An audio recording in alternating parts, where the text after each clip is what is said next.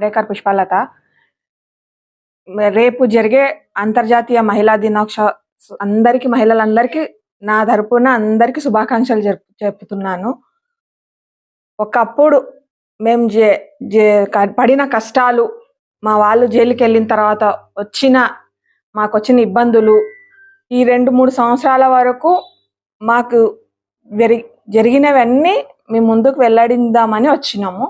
2-3 సంవత్సరాల క్రితం ఉన్న ఇబ్బందులు, కేసులు ఈ 2-3 సంవత్సరాలలో మాకు లేవు.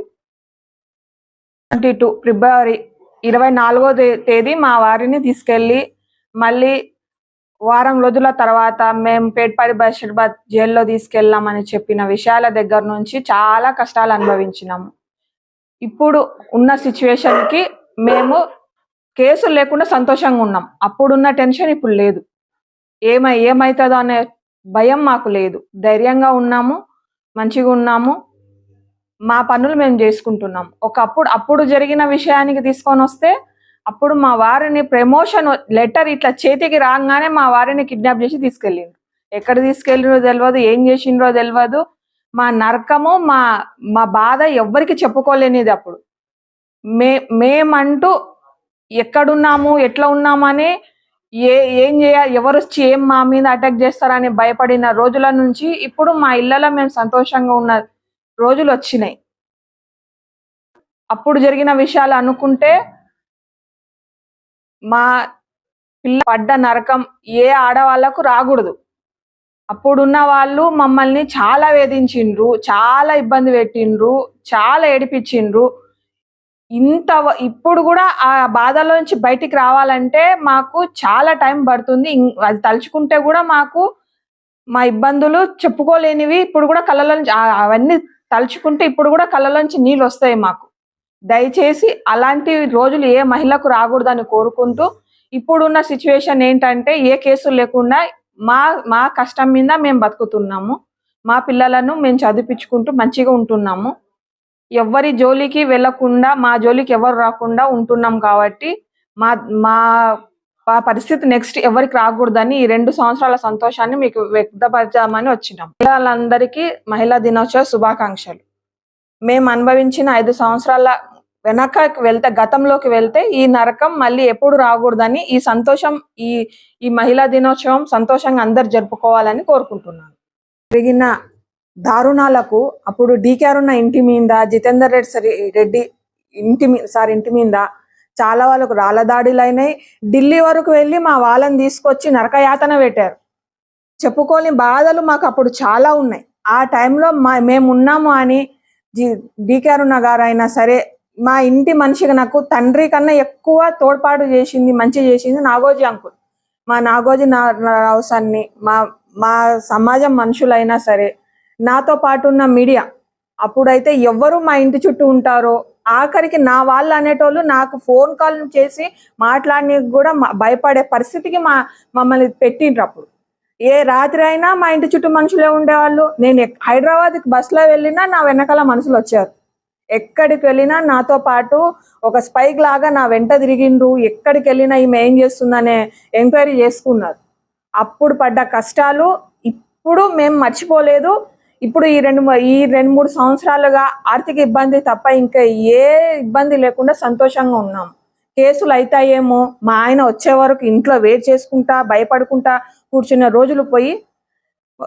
రోజులు వచ్చినాయి. ఆ టైంకు మా ఆయన 6ంటికి ఇంటికి రాకపోతే టెన్షన్తో నాకు బీపీ రేజ్ అయ్యి చక్కెర వచ్చి పడిపోయిన రోజులు కూడా ఉన్నాయి. ఏ అటాక్, ఎవరు వచ్చి కొడతారో, ఏం చేస్తారో అనే భయాల నుంచి ఇప్పుడు సంతోషంగా ఉన్నాం. ఎవరికి రాకూడదు, మాకు వచ్చినా అప్పుడు ఫేస్ చేసినాం. కష్టం వస్తుందని భయపడకుండా మీరు ఫేస్ చేస్తే ఆ కష్టం ఈజీగా వెళ్ళిపోతుంది. అప్పుడున్న కష్టము మాకు ఇప్పుడు సుఖాన్ని ఇచ్చిందని నేను అనుకుంటున్నా.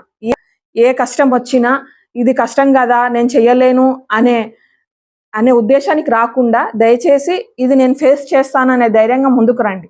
ఎందుకంటే ఒక బిడ్డకు జన్మనిచ్చే శక్తి దేవుడు మనకి ఇచ్చిండ్రు. కాబట్టి కష్టాలను ఎదుర్కొని ముందుకు వెళ్తేనే రేపొద్దున మన పిల్లలకు మనము ఇది చేసుకున్నాం బేటా, మీరు ఇంత కష్టపడితేనే మీరు ఇంతకు వచ్చినామని చెప్పుకునే అవకాశం మనకు వస్తుంది. కాబట్టి మన పిల్లలకు కష్టాలు నేర్పిద్దాము, సుఖాలను కూడా చూపిద్దాము. అలాగనే మనం అంటూ చేసినవన్నీ మన అనుభవాలు మంచివి పిల్లలకు నేర్పిద్దాం. ఏ ఇంటి మహిళ కూడా ప్రతి ఇంట్లో సమస్య ఉంటుంది, సమస్య లేని ఇల్లు ఏది ఉండదు కాబట్టి ఆ సమస్యను ఎలా ఫేస్ చేయాలో ఆడదానికే తెలుసు కాబట్టి ప్రతి ఆడపిల్ల ఈ ఏ కష్టాన్ని భయపడకుండా ఎదుర్కొంటే మాత్రం ఖచ్చితంగా విజయం మన చేతిలోనే ఉంటది. దుర్గాదేవి లాగా మనం పోరాడితేనే మనము అమ్మవారి ఆశీర్వాదంతో ఆమె దాకా వెళ్ళగలుగుతాం. మన తెలంగాణలో ఉన్న ఆడపడుచులందరికీ మహిళా దినోత్సవ శుభాకాంక్షలు.